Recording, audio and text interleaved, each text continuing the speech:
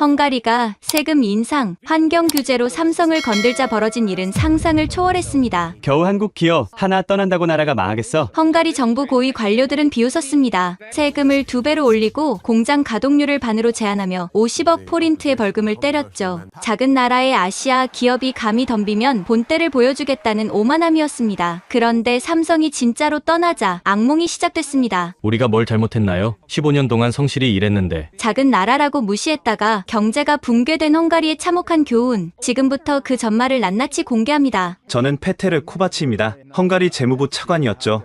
지금은 그저 후회만 가득한 늙은이일 뿐입니다. 지금도 그날의 악몽이 생생해요.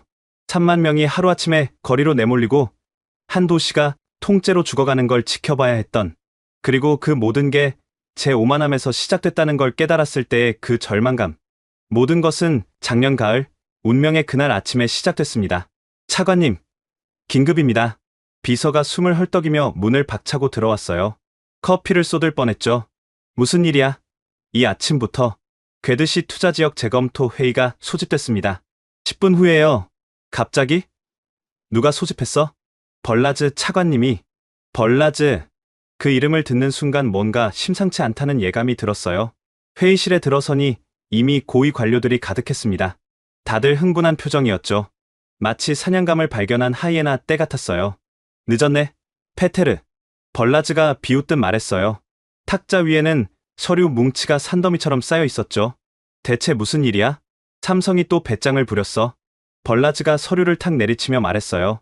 그 소리가 총성처럼 들렸죠. 이번엔 또 뭔데? 인프라 추가 지원과 세금 감면 연장을 요구했어. 겨우 인구 5천만 소국 기업이 감히. 회의실에 분노의 웅성거림이 퍼졌어요. 믿을 수가 없군요. 누구를 우습게 보는 거야? 당장 혼을 내줘야 해. 저도 자존심이 상했어요.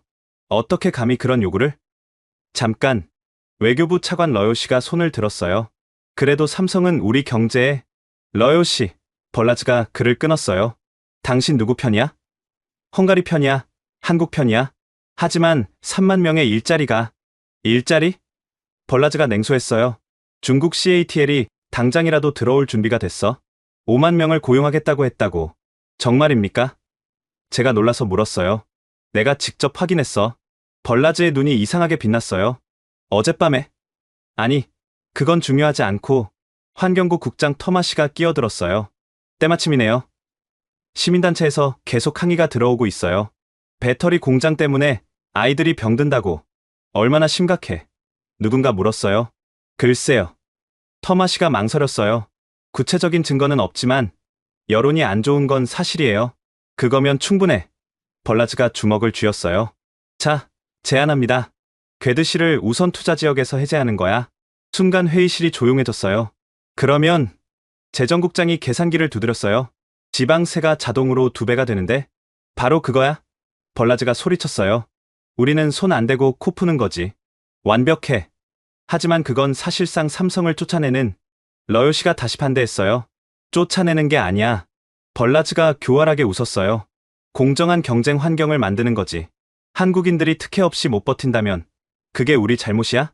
분위기가 급속도로 기울었어요. 다들 벌라즈 편에 섰죠. GDP 겨우 2조 달러인 나라가 뭘 할 수 있겠어? 우리가 EU의 핵심 멤버인데? 이참에 확실히 보여주자고. 저도 그 분위기에 휩쓸렸어요. 벌라즈 말이 맞아. 언제까지 작은 나라 기업에 끌려다닐 순 없지. 바로 그거야. 페테르. 벌라즈가 만족스럽게 웃었어요. 자, 투표합시다. 찬성하는 사람? 하나둘 손이 올라갔어요. 러요 씨만 끝까지 버텼지만 결국 그도 손을 들었죠. 만장일치였습니다. 훌륭해. 벌라즈가 일어섰어요. 이제 한국인들에게 헝가리가 얼마나 대단한 나라인지 보여줄 때야. 회의가 끝나고 복도로 나왔을 때 러요 씨가 제 팔을 잡았어요. 페테르, 정말 괜찮을까? 왜 그래? 겁먹었어? 삼성이 정말로 떠나면? 설마. 저는 자신만만했어요. 20년 투자한 걸 버리고 갈 리가 있나? 허세야. 허세. 하지만 러요 씨의 눈에는 불안이 가득했어요. 페테르, 혹시 벌라즈가 요즘 이상하지 않아?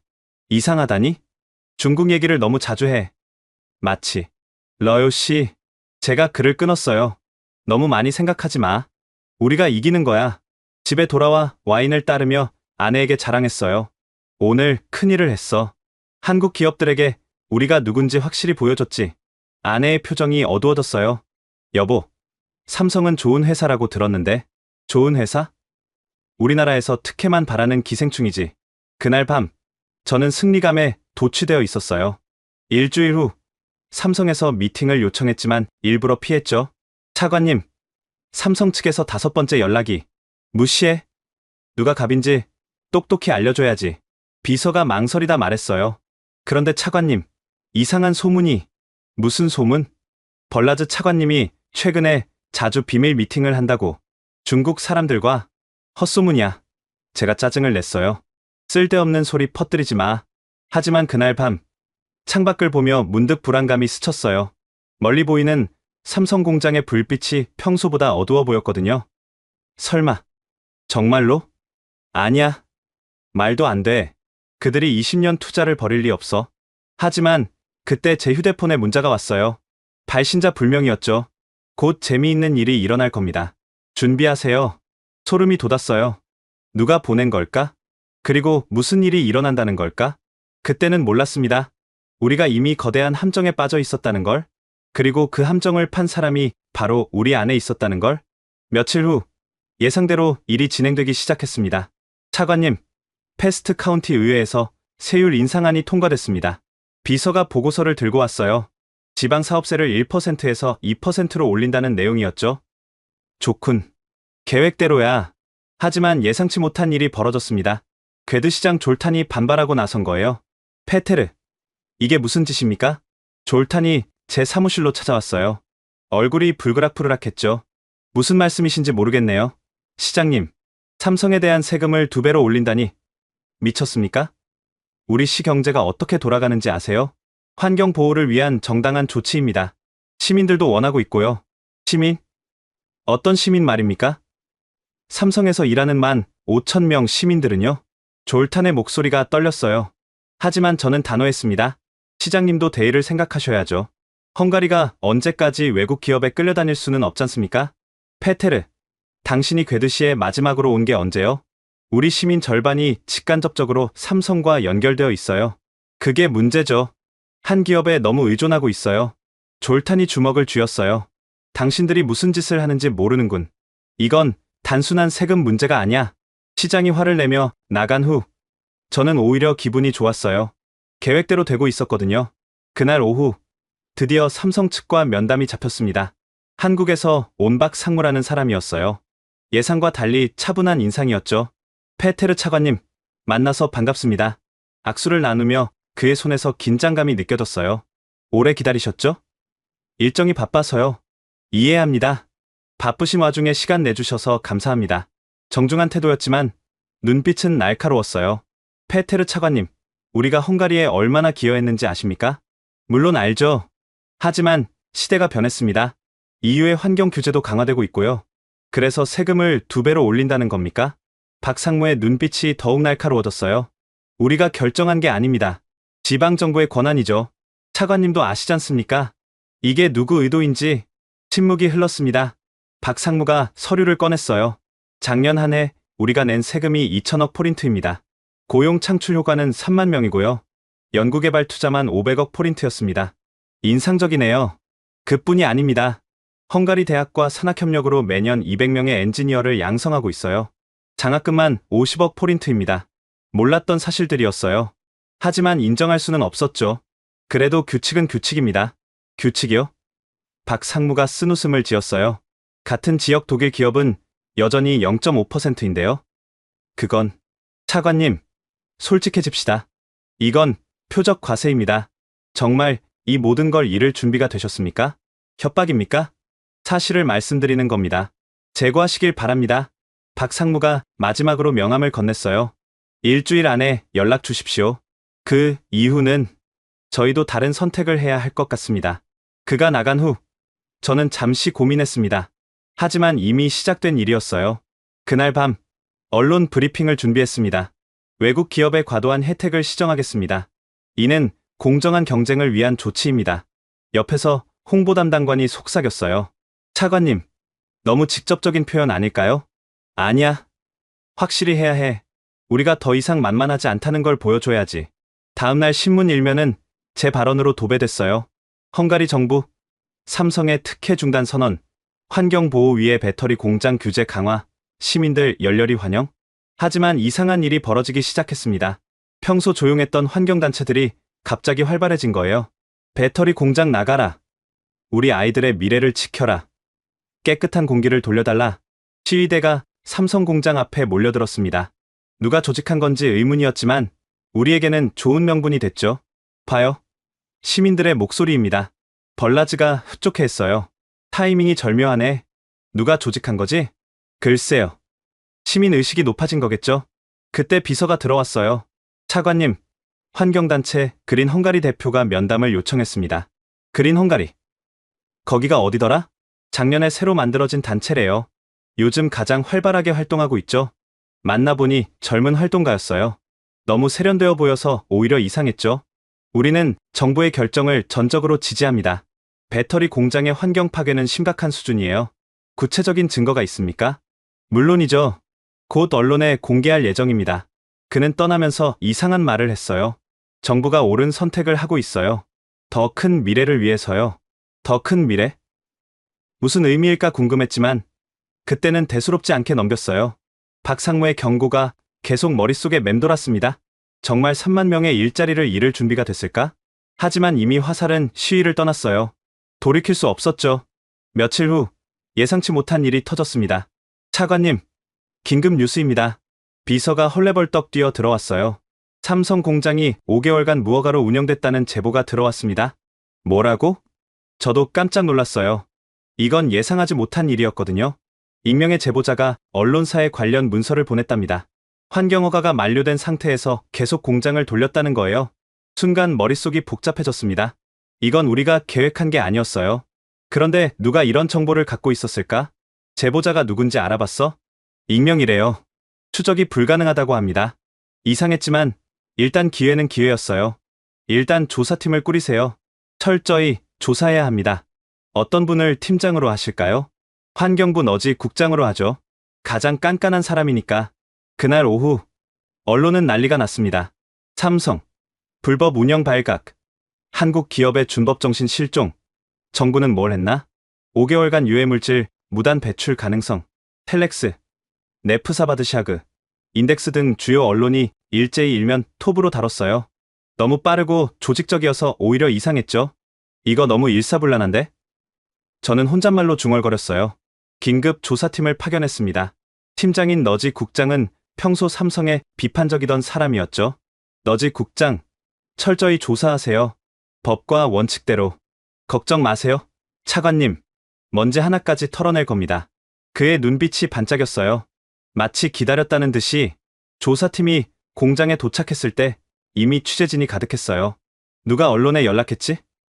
너즈가 의아해했지만 이미 상황은 시작됐어요. 일주일 후 조사 보고서가 올라왔습니다.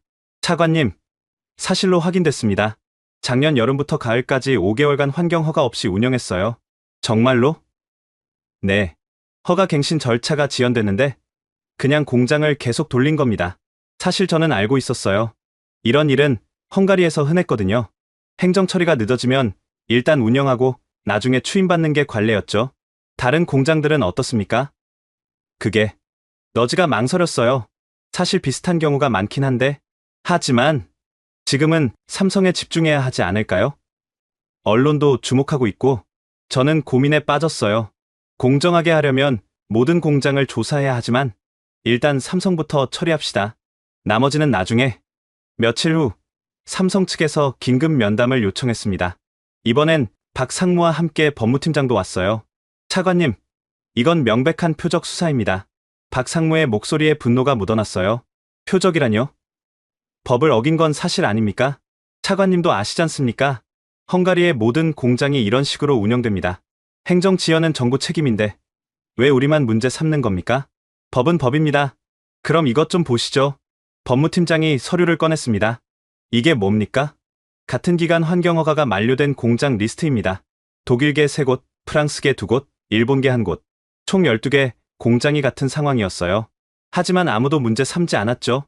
왜 우리만 타겟이 됐을까요? 할 말이 없었어요. 사실이었으니까. 차관님, 솔직해집시다. 이건 삼성을 겨냥한 공격입니다. 누군가 의도적으로 제보했고, 언론은 준비된 것처럼 움직였어요.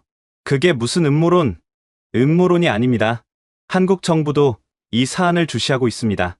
대사관에서 공식 문의가 왔어요. 박 상무가 낮은 목소리로 경고했어요. 우리가 참는데도 한계가 있습니다.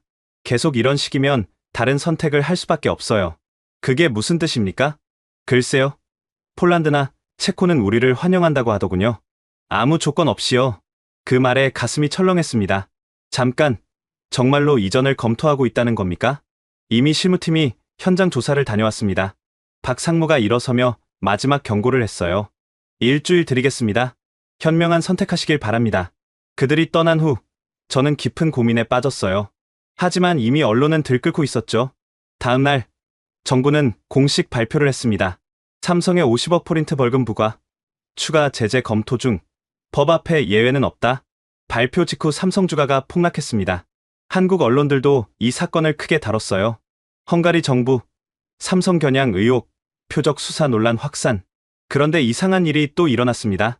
환경단체들이 마치 준비라도 한 듯 일제히 성명을 발표한 거예요. 이제 시작일 뿐이다. 삼성은 헝가리를 떠나라. 우리는 끝까지 싸울 것이다. 너무 조직적이었어요. 플래카드와 현수막도 전문적으로 제작된 것들이었죠. 비서, 이 환경단체들 좀 조사해봐. 뭘 조사할까요? 후원금 출처, 주요 인물들 배경. 뭔가 이상해. 알겠습니다. 하지만 조사 결과가 나오기도 전에 상황은 더 악화됐습니다. 일주일 후 더 큰 문제가 터졌습니다.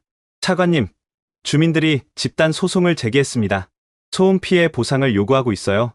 주민들이? 갑자기? 그린 헝가리가 주도하고 있답니다. 변호사도 지원하고요. 얼마나 요구하죠? 100억 포인트입니다. 뭐? 100억? 터무니없는 금액이었어요. 5년치 피해 보상금을 한꺼번에 요구한 거였죠. 그날 밤, 집에 돌아와 창밖을 보며 생각했습니다. 우리가 너무 멀리 간 건 아닐까?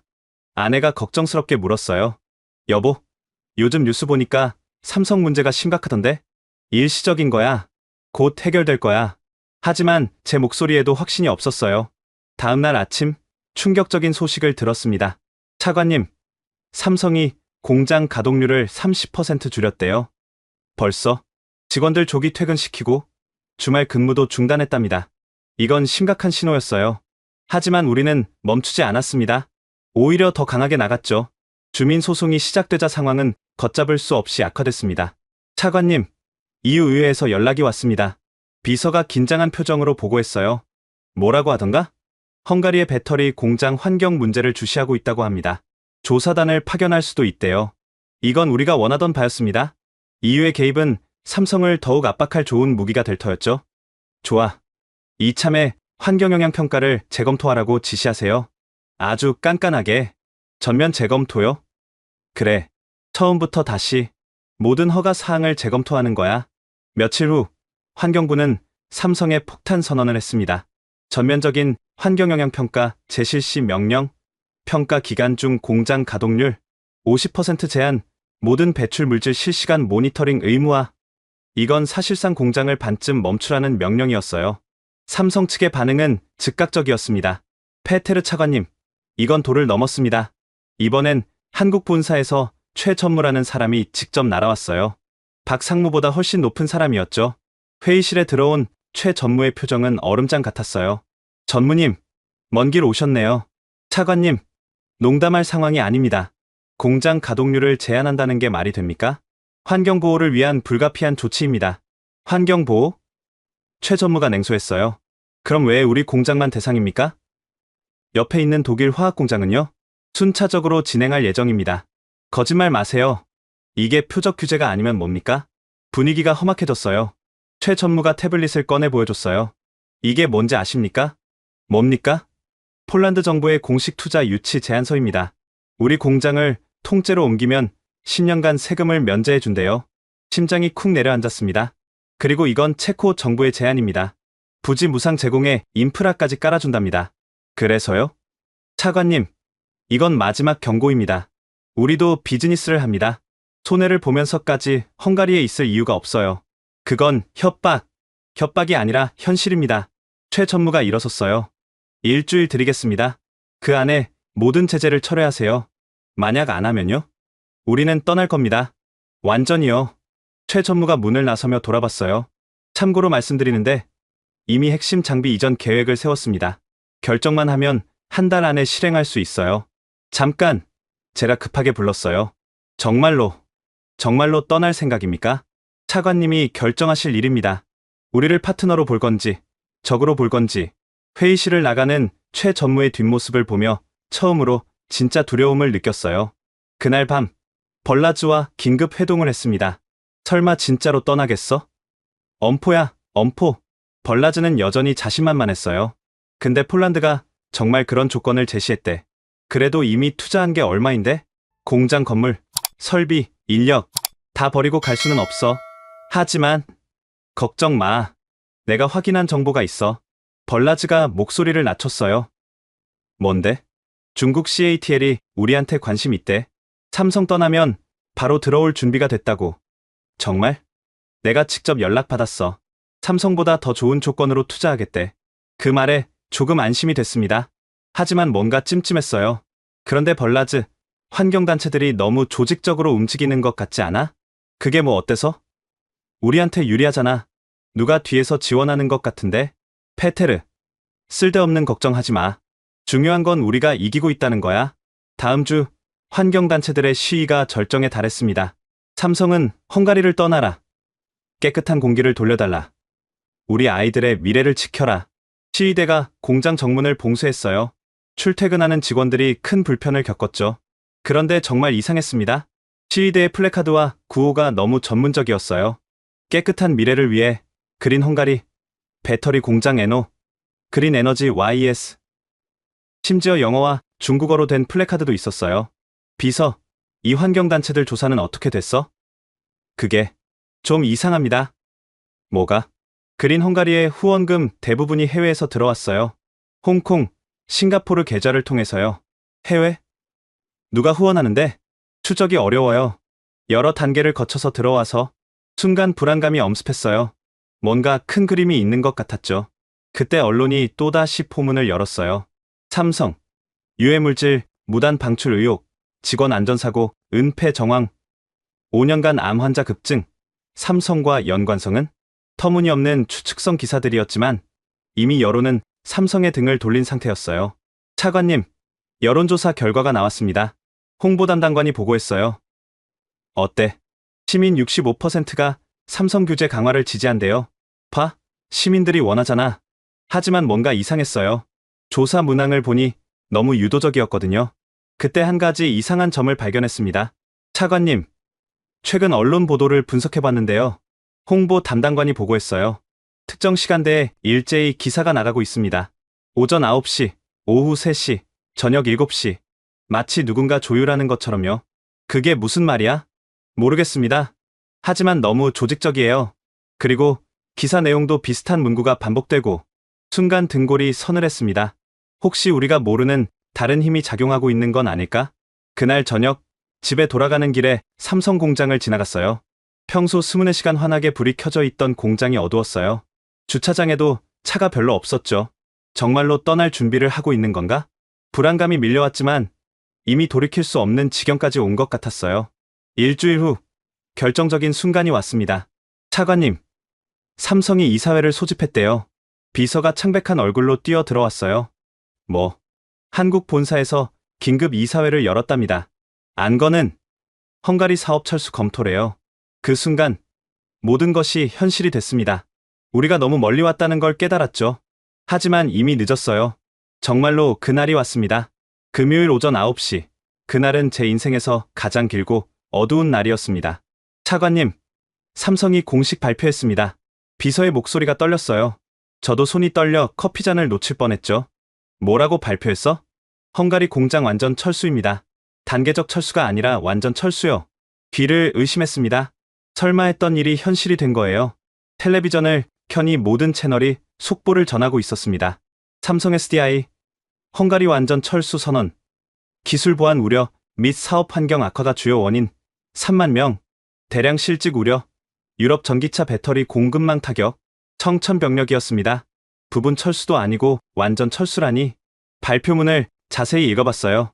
지속적인 규제 압박과 예측 불가능한 사업 환경으로 인해 더 이상 헝가리에서 사업을 지속할 수 없다고 판단했습니다. 모든 생산 설비는 폴란드 신공장으로 이전할 예정입니다. 30분 후 총리실에서 긴급 호출이 왔습니다. 정보 청사로 가는 차 안에서 끊임없이 전화가 울렸어요. 차관님, 어떻게 된 거예요? 진짜로 떠난대요. 우리 회사는 이제 어떻게 되는 거죠? 협력업체들의 절박한 목소리였어요. 하지만 저도 답이 없었죠. 총리실에 도착하니 이미 장관들이 모여 있었어요. 분위기는 장례식장 같았죠. 페테르, 이게 무슨 일이야? 총리가 소리를 질렀습니다. 그런 모습은 처음 봤어요. 저도 예상 못했습니다. 설마 진짜로, 설마라고? 3만 명이 길거리에 나앉게 생겼는데, 총리님, 진정하세요. 경제부 장관이 말했어요. 일단 대책을 세워야. 대책? 무슨 대책? 총리가 책상을 쳤어요. 이미 발표했는데 무슨 수로 막아? 삼성과 협상은 무슨, 우리가 그동안 뭘 했는지 알아? 세금 올리고, 벌금 때리고, 공장 반쯤 멈추게 했는데, 회의실에 무거운 침묵이 흘렀어요. 그때 외교부 장관이 말했어요. 한국 대사가 면담을 요청했습니다. 매우 엄중한 톤이었습니다. 뭐라고 했어? 한국 기업에 대한 차별적 대우에 대해 공식 항의하겠다고. 이런 젠장. 총리가 머리를 쥐어뜯었어요. 즉시 대책반을 구성해. 삼성을 붙잡아야 해. 무슨 수를 써서라도. 하지만 이미 늦었습니다. 점심 무렵 더 충격적인 소식이 들려왔어요. 차관님, 삼성이 폴란드 신공장 건설을 공식 발표했습니다. 뭐라고? 투자 규모 30억 유로. 고용 인원 5만 명입니다. 5만 명? 우리가 잃은 것보다 거의 2배나 큰 규모였어요. 텔레비전에는 폴란드 총리가 환하게 웃으며 삼성 회장과 악수하는 모습이 나왔어요. 폴란드는 한국의 가장 신뢰할 수 있는 파트너가 될 것입니다. 폴란드 총리의 말이 비수처럼 꽂혔어요. 오후가 되자 증시가 패닉에 빠졌습니다. 부다페스트 증시 5% 폭락, 포린트 가치 사상 최저, 외국인 투자자 이탈 가속화, 재무부로 돌아오니 직원들이 우왕좌왕하고 있었어요.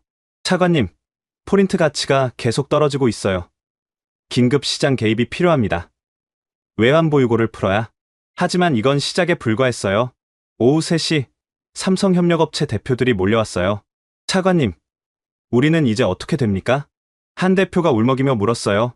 삼성 물량이 90%였어요. 다음 달 직원들 월급도 못 줄 것 같은데? 정부가 지원책을 마련할 겁니다. 지원이 뭔 소용이에요? 일감이 없는데. 또 다른 대표가 소리쳤어요. 우리 직원 300명은 뭘 먹고 살라고요? 애들 학비는 어떻게 내고. 저는 아무 말도 할 수 없었어요. 그들의 절망이 너무 생생했거든요. 저녁 6시 긴급 기자회견을 열었습니다. 정부는 삼성의 일방적인 철수 결정에 유감을 표명합니다. 기자들의 질문이 쏟아졌어요. 차관님, 삼성이 떠나면 실직자가 몇 명이나 됩니까? 정부의 무리한 규제가 원인 아닙니까? 중국 기업이 대체한다는 게 사실입니까? 대답할 수 없는 질문들이었어요. 그날 저녁, 괴드시는 초상집 분위기였습니다. 시청 앞에 노동자들이 몰려들었어요. 우리 일자리를 돌려달라. 정부는 뭘 했나? 우리가 뭘 잘못했나? 이번엔 진짜 시민들의 분노였습니다. 며칠 전 환경단체의 시위와는 완전히 달랐어요. 절박함과 분노가 뒤섞인 진짜 목소리였죠. 뉴스에서는 전문가들이 나와 암울한 전망을 쏟아냈습니다. 직접 실직 1만 5천 명, 간접 실직 1만 5천 명, 최소 3만 명이 일자리를 잃게 됩니다. 지역 경제에 미치는 타격은 연간 1조 포린트 이상일 겁니다. EU의 전기차 배터리 공급망에도 큰 차질이 예상됩니다. 헝가리의 국가 신용도에도 악영향을. 집에 돌아오는 차 안에서 전화가 또 울렸어요. 페테르, 이걸 어떻게 수습할 거야? 벌라지였어요. 평소에 자신감은 온데간데 없었죠. CATL은 어떻게 됐어? 그게 연락이 안 돼. 뭐, 갑자기 투자 검토를 보류한대. 정치적 리스크가 너무 크다고. 머리가 하얘졌어요. 중국 기업마저 우리를 외면한다면? 그날 밤, 저는 한숨도 못 잤습니다. 창밖으로 보이는 삼성 공장에 불빛이 하나둘 꺼지고 있었어요. 내가 무슨 짓을 한 거지? 새벽 3시, 문득 한 가지 생각이 스쳤습니다. 이 모든 게 너무 빨리, 너무 조직적으로 진행됐다는 거예요. 마치 누군가 각본을 짜놓은 것처럼. 하지만 그건 나중 일이었습니다. 당장은 쏟아지는 재앙을 막는 게 급했으니까요. 다음 날부터 진짜 지옥이 시작됐습니다. 철수 발표 일주일 후 예상했던 것보다 훨씬 빠르게 모든 것이 무너지기 시작했습니다. 차관님, 1차 협력업체 15곳이 오늘 폐업 신고를 했습니다. 월요일 아침 비서의 보고는 충격적이었어요. 벌써 15곳이나? 내일은 더 늘어날 거래요. 다들 버틸 여력이 없답니다. 2차, 3차 협력업체들은 집계조차 안 됩니다. 너무 많아서 사무실 창밖으로 보이는 거리 풍경이 일신연스러웠습니다. 평소 같으면 출근 인파로 붐볐을 시간인데 한산했어요. 시장님이 오셨습니다. 졸탄 시장이 들어왔어요. 불과 한 달 전과는 완전히 다른 사람 같았습니다. 눈은 충혈됐고 얼굴은 수척했죠. 페테르, 우리 시가 죽어가고 있어. 시장님, 오늘 아침에만 500명이 실업급여 신청을 했어. 시청 민원실이 마비됐다고. 졸탄이 서류 뭉치를 책상에 던졌어요. 이게 뭡니까? 자살 시도자 명단이야. 어제 하루에만 12명. 다들 가장이야, 가장. 가슴이 무너져 내렸습니다. 숫자로만 봤던 실직이 이렇게 잔인한 현실이 될 줄은 몰랐어요. 그중 한 명은 우리 시청 직원이었어. 아내가 삼성에서 일했는데 졸탄의 목소리가 떨렸어요. 15년 만에 집을 샀대. 대출받아서 이제 집도 날아가고 직장도 없어졌으니 시장님, 정부에서 대책? 졸탄이 비웃었어요. 당신들이 만든 재앙인데 무슨 대책이 있겠어? 점심때 괴드실을 직접 둘러봤습니다. 처참했어요. 삼성 공장 정문은 굳게 닫혀 있었고 경비원 몇 명만 덩그러니 서 있었습니다. 이제 여기 아무도 안 와요. 나이 든 경비원이 담배를 피우며 말했어요. 다들 어디 갔습니까? 한국 직원들은 벌써 떠났고 헝가리 직원들은 매일 와서 문 열리나 보고 가요. 혹시 모르니까. 마음이 아프네요. 차관님도 아시겠지만 여기서 일하는 게 자부심이었어요. 유럽 최고 공장이었으니까 주변 상가는 더 참혹했습니다. 폐업, 임대의 팻말이 즐비했어요. 평소 점심시간이면 북적였을 식당가는 유령 도시 같았죠. 사장님, 장사는 어떠세요? 20년 된 단골 식당에 들렀더니 주인이 울먹였어요. 끝났어요. 오늘이 마지막 장사예요. 마지막이라니? 하루에 300명씩 왔는데 이제 10명도 안 와요. 월세도 못 내겠어요. 정부에서 지원책을. 지원? 주인이 쓰게 웃었어요. 장사할 사람이 없는데 무슨 소용이에요? 옆 가게 주인도 나와서 하소연했어요. 우리 아들이 삼성에서 일했어요. 이제 폴란드로 가야 한대요. 가족이 뿔뿔이 흩어지게 생겼어요. 돌아오는 길에 부동산 중개소에 들렀습니다. 요즘 집값이 어떻습니까? 말도 마세요. 폭락이에요. 폭락. 중개업소 사장이 한숨을 쉬었어요. 얼마나 떨어졌죠? 40%요. 그것도 매수자가 있을 때 얘기고 사려는 사람이 없어요. 그 정도로 심각합니까? 차관님, 여기 좀 보세요. 그가 컴퓨터 화면을 보여줬어요. 매물이 가득했죠. 이게 다 이번 주에 나온 거예요.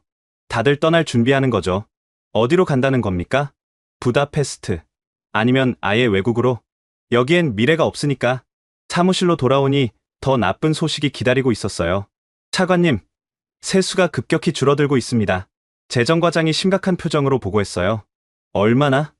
삼성 관련 법인세, 소득세, 부가세 등을 합치면 전체 세수의 40%였습니다. 40%?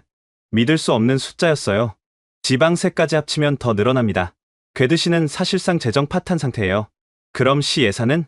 공무원 월급도 제때 못 줄 수도 있어요. 공공사업은 전부 중단해야 하고요. 머리가 어지러웠어요. 한 기업이 떠나는 게 이렇게까지 파급 효과가 큰 줄 몰랐거든요. 오후에 더 충격적인 소식이 들려왔어요.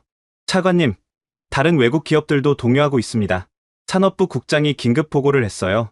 무슨 소리야? 독일 자동차 부품사 2곳이 투자 계획을 보류했고 일본 전자회사도 증설을 취소했습니다. 이유가 뭡니까? 헝가리는 반기업 정서가 강한 나라라는 인식이 퍼졌대요. 정치 리스크가 너무 크다고. 도미노처럼 무너지고 있었어요.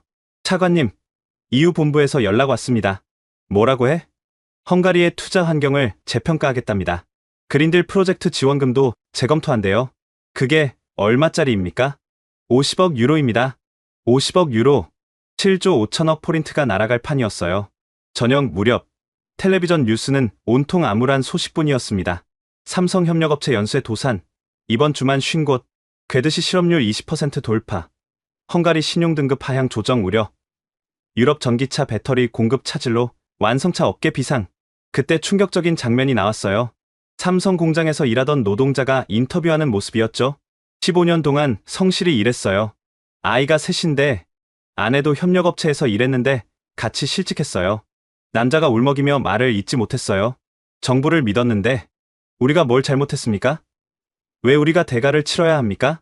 저도 모르게 눈시울이 붉어졌습니다. 그날 밤 총리실에서 긴급 대책회의가 열렸습니다. 페테르, 당장 삼성을 만나 무릎이라도 꿇어. 총리가 소리쳤어요.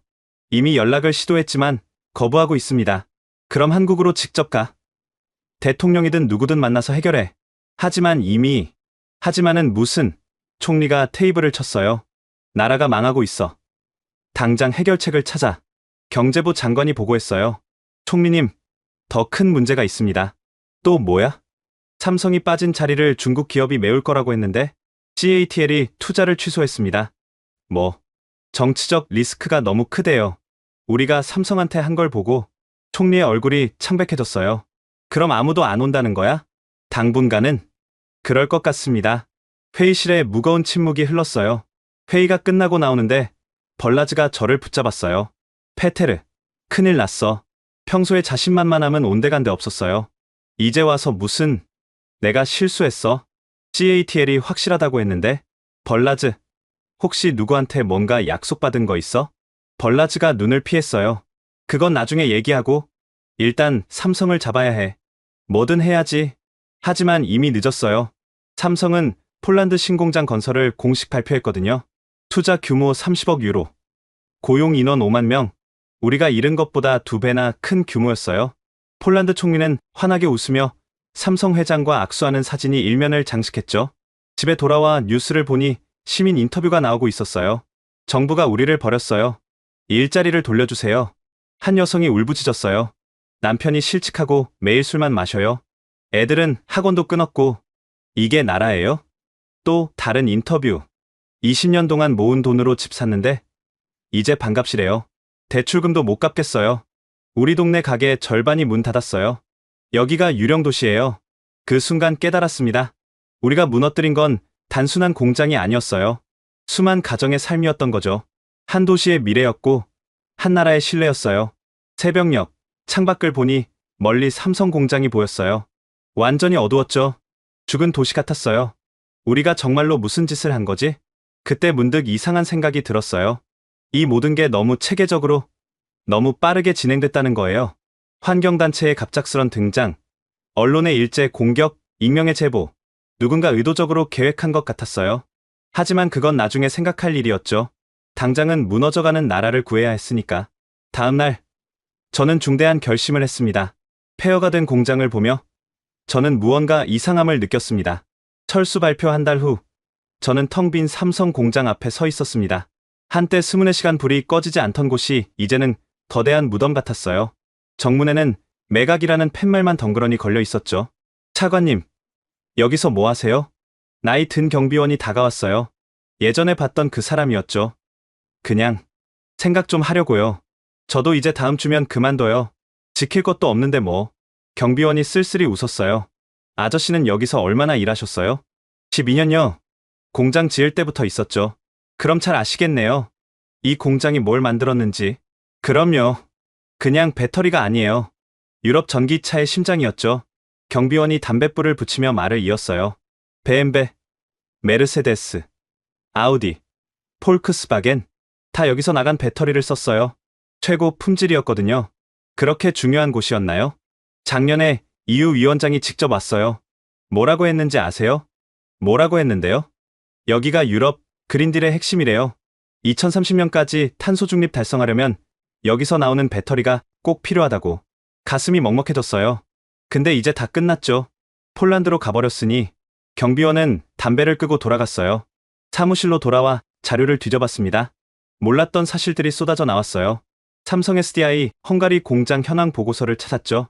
연간 생산 능력 전기차 50만 대분, 수출액 연간 200억 유로, R&D 센터 엔지니어 500명, 산학협력 헝가리 10개 대학, 장학금 연간 1000명, 50억 포린트, 특허 출원 연간 200건. 이게 진짜였어? 더 충격적인 건 기술 이전 내용이었어요. 헝가리 엔지니어 교육 연간 300명, 현지 부품 사용률 40% 매년 증가, 기술 이전 프로그램 20개 분야. 우리가 조립 공장이라고 무시했던 곳이 사실은 기술의 보고였던 거예요. 우리가 뭘 잃은 거지? 혼잣말이 나왔어요.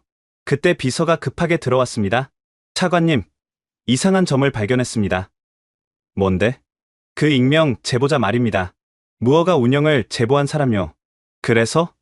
아무리 추적해도 찾을 수가 없어요. 가짜 이메일 계정이었고 IP도 여러 단계로 위장됐더라고요. 프로 해커라도 썼나? 그런 것 같아요. 그리고 비서가 목소리를 낮췄어요. 환경단체 후원금도 조사해봤는데 대부분이 해외 계좌에서 들어왔어요. 해외? 어디서? 홍콩, 싱가포르, 케이맨 제도. 추적이 어려운 곳들이에요. 순간 소름이 돋았어요. 그린 헝가리 대표는 조사했어? 그것도 이상해요. 작년에 갑자기 나타난 인물인데 과거 이력이 거의 없어요. 퍼즐 조각들이 맞춰지기 시작했어요. 언론 보도 패턴도 이상했잖아요. 너무 조직적이었어요. 맞았어요. 그때도 이상하다고 생각했었죠. 차관님, 혹시 이 모든 게... 제가 비서를 제지했어요. 여기서 얘기하면 안 돼. 나가서 얘기하자. 정부 청사밖 공원 벤치에 앉아 얘기를 이어갔어요. 비서, 솔직히 말해봐. 이 모든 게 우연이라고 생각해? 아니요. 누군가 계획한 것 같아요. 누가? 왜? 그건 모르겠어요. 며칠 후 더 충격적인 사실을 알게 됐습니다. 차관님, 폴란드 정부 관계자를 만났는데요. 외교부 직원이 조심스럽게 말했어요. 그래서? 그들이 작년부터 삼성 유치를 준비했대요. 우리가 압박하기 훨씬 전부터요. 뭐라고? 공장 부지도 이미 확보했고 인프라도 깔아놨대요. 마치 뭐? 마치 우리가 삼성을 내쫓을 걸 알고 있었던 것처럼요. 머리가 복잡해졌어요. 이건 단순한 우연이 아니었어요. 그날 밤 집에서 모든 자료를 다시 정리했어요. 작년 가을 중국 배터리 기업들 유럽 진출 선언, 같은 시기 그린 헝가리 등 환경단체 등장, 겨울 우선 투자 지역 해제 논의 시작, 봄 무허가 운영 제보, 여름 삼성 철수. 너무 완벽한 타이밍이었어요. 다음 날 예전 삼성 임원이었던 김 이사를 만났어요. 그는 한국으로 돌아가지 않고 부다페스트에 남아 있었죠. 김 이사님, 만나주셔서 감사합니다.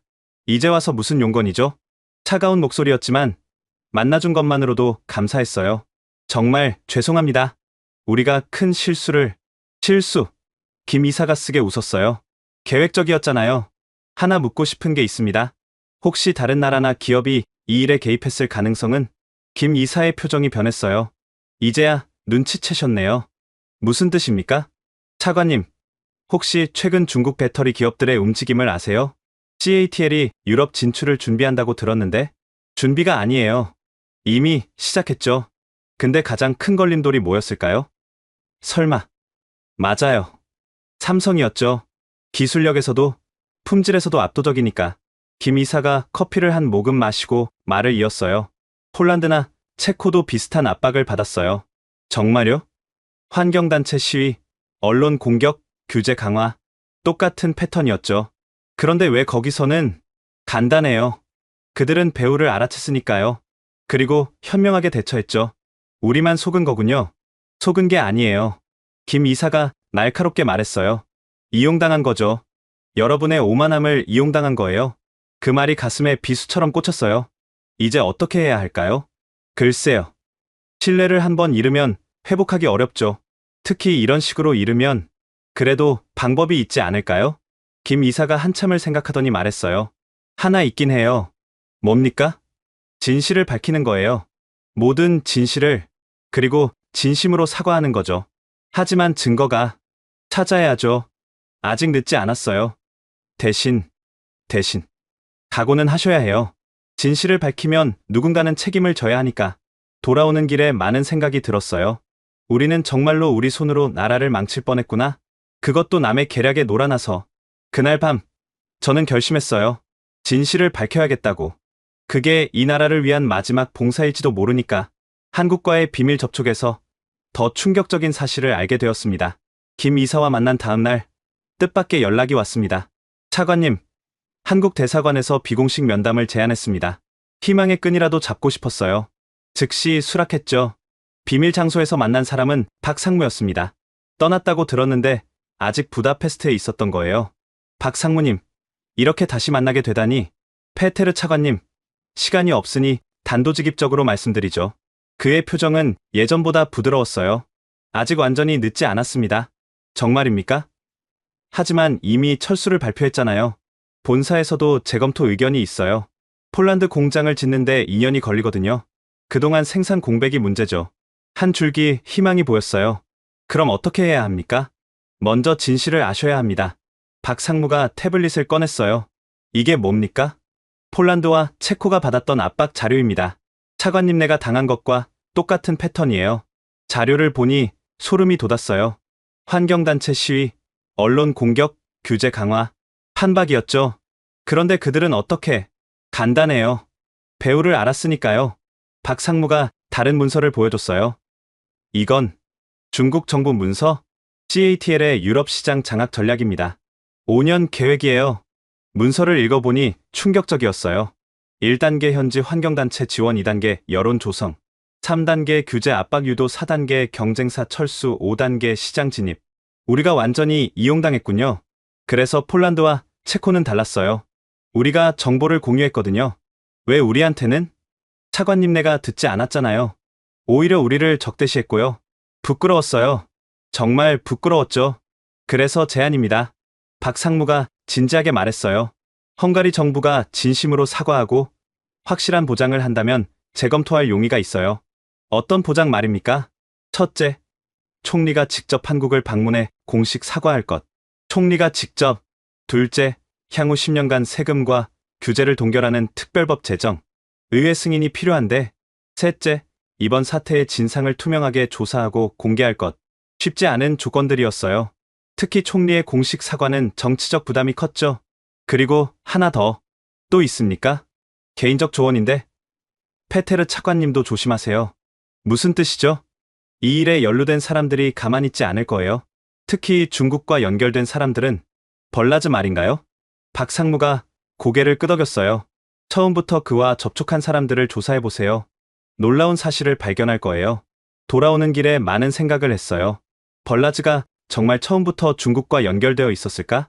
사무실에 도착하자마자 비밀 조사를 지시했습니다. 벌라즈 차관의 최근 1년 행적을 조사해줘. 특히 해외 출장과 만난 사람들 위주로. 며칠 후 충격적인 보고가 올라왔어요. 차관님, 이거 보셔야 할 것 같습니다. 뭔데? 벌라즈 차관이 작년에 중국을 4번 다녀왔어요. 공식 일정에 없는 방문이었죠. 4번이나? 매번 CATL 임원들을 만났고요. 그리고 스위스 계좌로 거액이 입금된 정황이 있어요. 증거는? 은행 기록을 확보했습니다. 이제 모든 게 명확해졌어요. 우리는 처음부터 함정에 빠져 있었던 거예요. 총리에게 보고했습니다. 총리님, 삼성이 조건부 복귀를 검토한다고 합니다. 정말이야? 조건이 뭐야? 조건을 설명하자 총리의 얼굴이 굳었어요. 내가 직접 한국에 가서 사과하라고? 네. 그리고 이번 사태의 배후가 있습니다. 제가 조사한 내용을 모두 보고했어요. 뭐? 중국이 배후였다고? 벌라즈가 처음부터 연루되어 있었습니다. 총리가 주먹을 쥐었어요. 이런 매국노 같은. 총리님, 이제 결정하셔야 합니다.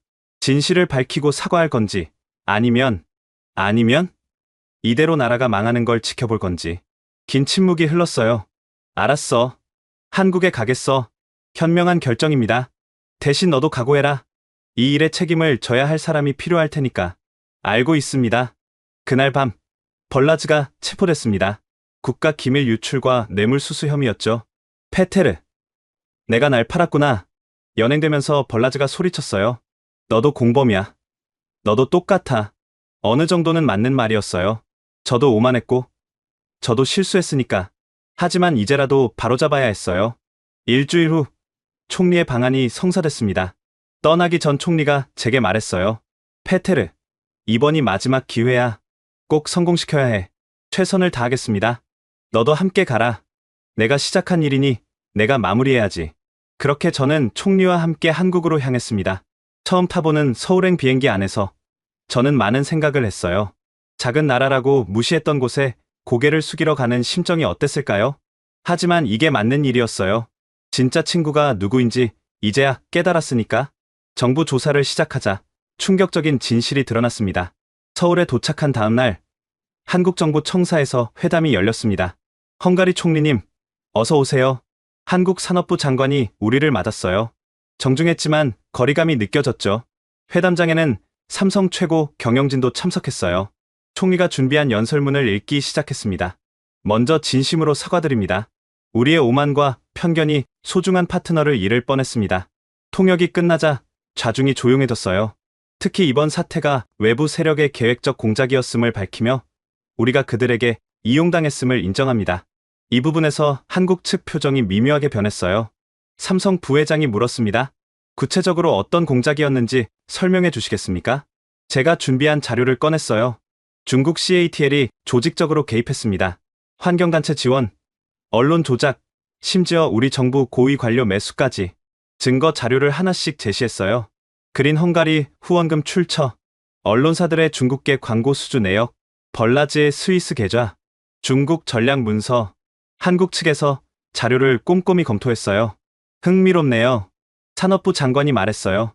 사실 우리도 비슷한 정보를 입수했습니다. 다른 유럽 국가들에서도 같은 패턴이 발견됐거든요. 그럼 아셨으면서도 몰랐다면 거짓말이죠.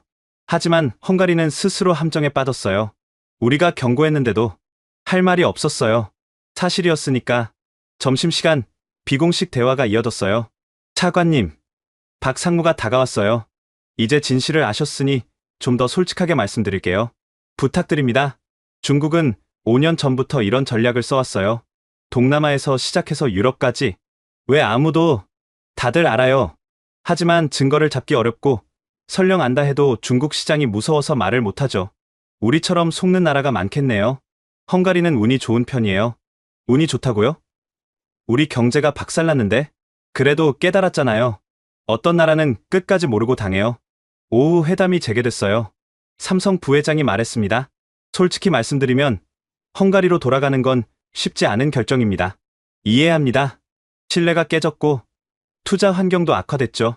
하지만 희망이 보였어요. 유럽 시장을 포기할 수는 없습니다. 그리고 헝가리의 인력과 인프라도 아깝고요. 그럼 단계적 복귀를 검토하겠습니다. 하지만 조건이 있습니다. 조건은 까다로웠어요. 1점 특별법 제정 10년 세금 동결, 2점 투자 보호 협정, 3점 정기협의체 구성, 4점 헝가리 한국기술협력센터 설립, 그리고 가장 중요한 건 부회장이 강조했어요. 다시는 이런 일이 없어야 합니다. 중국이든 누구든 외부 압력에 흔들리면 안 됩니다. 약속드립니다. 총리가 고개를 숙였어요. 회담이 끝난 후 귀국길에 올랐어요. 비행기 안에서 총리가 말했습니다. 페테르, 집에 가면 할 일이 많을 거야. 알고 있습니다. 언론이 우리를 십자가에 못 박을 거고 야당은 총공세를 펼칠 거야. 각오하고 있습니다. 그래도 옳은 일을 했어. 나라를 구했으니까. 부다페스트에 도착하자마자 폭풍이 시작됐어요. 총리, 굴욕 외교 논란, 작은 나라에 고개 숙인 헝가리, 중국 공작설은 변명일 뿐. 하지만 동시에 지지 여론도 있었어요. 그래도 삼성이 돌아온다니 다행이다. 일자리가 생긴다면 자존심쯤이야. 진실을 밝힌 용기는 인정한다. 그리고 결정적인 증거가 나왔어요. 차관님, 대박 사건입니다. 수사팀장이 흥분해서 뛰어들어왔어요. 무슨 일이야? 벌라즈 차관 집에서 나온 문서인데요. 문서를 보니 경악했어요. 프로젝트 드래곤, 유럽 배터리 시장 장악 계획, 중국 정부와 CATL이 공동 작성한 극비 문서였어요. 1차 목표 한국 기업 축출, 2차 목표 일본 기업 압박, 3차 목표 유럽 시장 70% 점유, 예산 50억 달러, 기간 2023년 2028년. 이게 진짜라면 진짜예요. 중국 측 직인이 찍혀 있어요. 이제 모든 진실이 밝혀졌어요. 다음 날 정부는 모든 자료를 공개했습니다. 헝가리 정부, 중국 공작 전모 공개, 충격적인 프로젝트 드래곤 문서, 유럽 전체가 타깃이었다. 유럽 전역이 발칵 뒤집혔어요. 독일, 프랑스, 이탈리아에서 비슷한 사례가 쏟아져 나왔죠. 일주일 후 EU 긴급 회의가 소집됐어요. 이건 경제 전쟁이다. 공동 대응이 필요하다. 투자 심사를 강화해야 한다. 아이러니하게도 헝가리가 영웅이 됐어요. 진실을 밝힌 첫 번째 나라였으니까. 하지만 저는 여전히 부끄러웠어요. 우리의 오만함이 없었다면 이런 일은 없었을 테니까. 이제 진짜 교훈을 얻을 시간이었습니다. 프로젝트 드래곤 문서 공개 후 한 달, 유럽은 완전히 달라졌습니다. 이유, 외국인 투자 심사 대폭 강화, 독일 프랑스, 배터리 동맹 결성, 중국 기업 유럽 투자 급감. 아이러니하게도 헝가리가 선구자가 된 거예요. 가장 큰 피해를 봤지만 진실을 밝힌 첫 나라였으니까. 그리고 약속대로 삼성이 돌아오기 시작했습니다. 오늘 삼성 SDI 헝가리 공장 재가동 선언. 기자회견장은 감격스러운 분위기였어요. 1단계로 5,000명을 재고용하고 내년까지 1만 명으로 늘릴 예정입니다. 박 상무가 발표했어요. 하지만 예전과는 달랐죠. 전체 규모의 50%만 복구하기로 했고 나머지는 폴란드에 그대로 두기로 했어요. 신뢰는 한번 깨지면 완전히 회복되지 않는다. 박 상무가 제게 했던 말이 맞았어요. 그래도 희망은 있었습니다. 헝가리 한국기술협력센터가 문을 열었거든요. 개소식에 참석했을 때 놀라운 광경을 봤어요. 헝가리 청년들이 한국 엔지니어들에게 배터리 기술을 배우고 있었죠. 이게 진짜 협력이에요. 한 교육생이 말했어요. 전에는 그냥 시키는 대로 조립만 했는데 이제는 왜 그렇게 하는지 원리를 배워요. 한국 선생님들이 정말 열심히 가르쳐 주세요. 기술을 숨기지 않고요. 또 다른 학생이 덧붙였어요. 우리가 경쟁자가 아니라 파트너라고 하시더라고요. 가슴이 뭉클했어요. 이게 우리가 처음부터 했어야 할 일이었는데. 센터장인 김 박사를 만났어요. 김 박사님, 교육이 잘 되고 있나요? 헝가리 젊은이들이 열정적이에요. 배우려는 의지가 강해서 가르치는 보람이 있죠. 기술 유출 걱정은 없으신가요? 김 박사가 웃었어요. 차관님, 기술은 나눠야 발전해요. 숨기면 썩죠. 하지만 진짜 경쟁력은 기술 자체가 아니라 그걸 운용하는 시스템이에요. 그리고 신뢰죠. 그 말이 가슴에 와닿았어요. 6개월 후 변화가 눈에 보이기 시작했습니다. 괴드시에 다시 활기가 돌았어요. 문 닫았던 가게들이 하나둘 다시 열었고 거리에 사람들이 늘어났죠. 차관님, 단골 식당 주인이 반갑게 맞았어요. 오랜만이네요. 장사는 어떠세요? 다시 살아났어요. 삼성 직원들이 돌아오니까 손님이 늘었죠. 다행이네요. 이번 일로 큰 교훈을 얻었어요. 우리가 얼마나 서로 연결되어 있는지 말이에요. 맞는 말이었어요. 하지만 상처는 남았죠. 폐업한 협력업체 중 절반은 돌아오지 못했고 떠난 인재들도 많았어요. 완전히 회복하려면 10년은 걸릴 거예요. 경제연구소 보고서는 냉정했어요. 그래도 방향은 맞았어요. 중국 기업들의 접근도 계속됐지만 이제는 달랐어요. BYD에서 또 투자 제안을 했습니다. 조건은 역시나 좋은 조건이에요. 하지만 핵심 기술은 중국에 두고 단순 조립만 여기서 하겠대요. 정중히 거절해.